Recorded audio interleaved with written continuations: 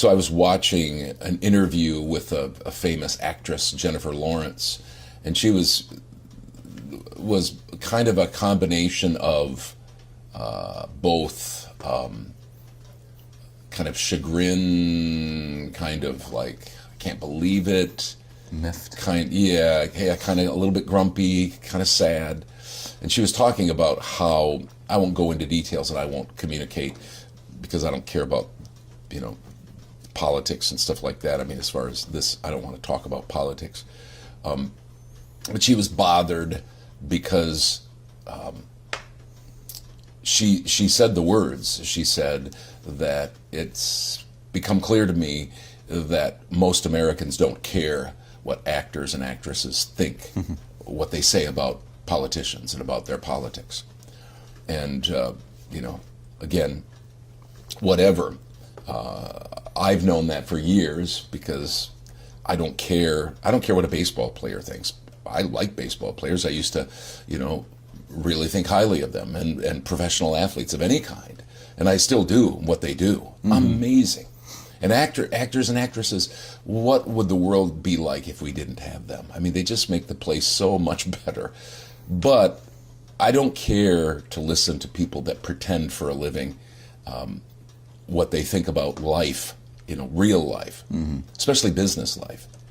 And so it got me thinking, again of the 7 building blocks of VO success. And the bottom one, by far, by a mile, by 10 miles, by light years, is who I listen to. That is far more important than a quiet space and good equipment or performance or even marketing or having business mindsets. Who you listen to is so critical. It is the most important thing. And I noticed this summer because everyone was struggling this summer. You might know of a random person in voiceover that wasn't. But basically everyone, coaches, conference presenters, content creators, rank and file voice actors, they were struggling. It was a bad summer. And guess what happened? The coaches came out like crazy.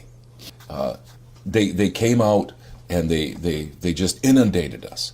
Well, guess what? As the year started to progress toward the end of the year, they were still having bad years, and they talked about it on their podcasts and videos. And what's their answer? Get coaching, get a new demo. And they came out in droves in November and into December. Well, guess what?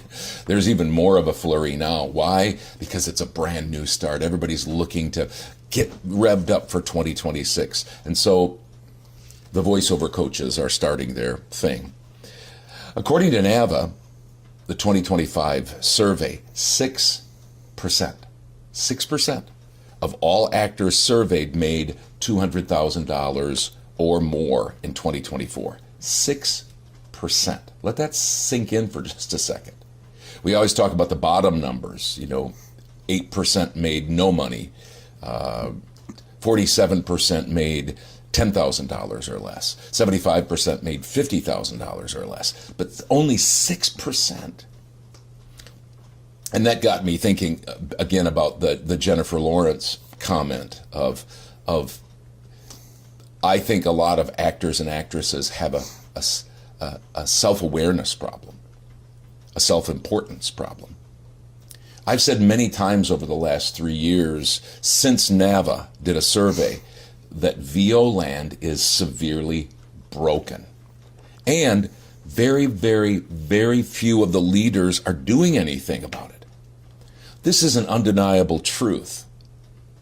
But what else does that 6% figure say to us? 6% that only made last year over $200,000? It clearly shows that only a tiny, tiny, tiny fraction of the VO actors are as important as they think they are. I mean, there are some out there killing it. They're making over, they say anyway, they're making over $500,000.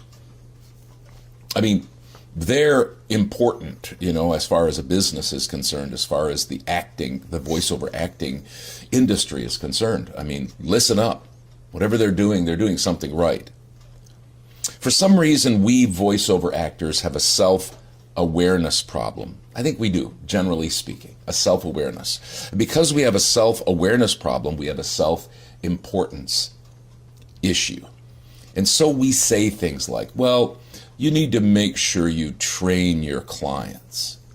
Maybe a little bit of education, especially if they're new to it and they want some help, sure. I do not go into my clients, relationships with clients, saying, I'm going to have to educate these people. And that, of course, we see that a lot with the financials, with quoting, with budgets, with what you're supposed to charge. Lots of self-awareness problems. Make sure you get your worth. What? So you're not making any money at all or very little money? You're always turning away jobs because you're so important you can't take that job?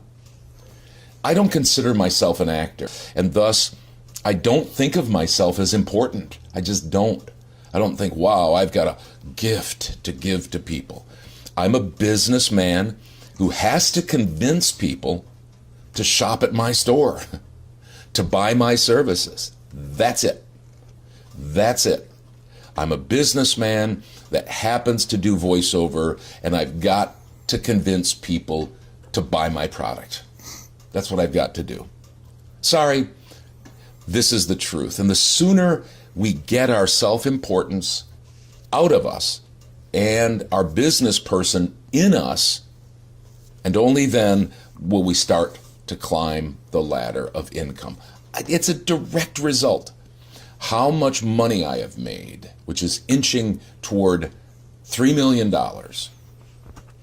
since 2011.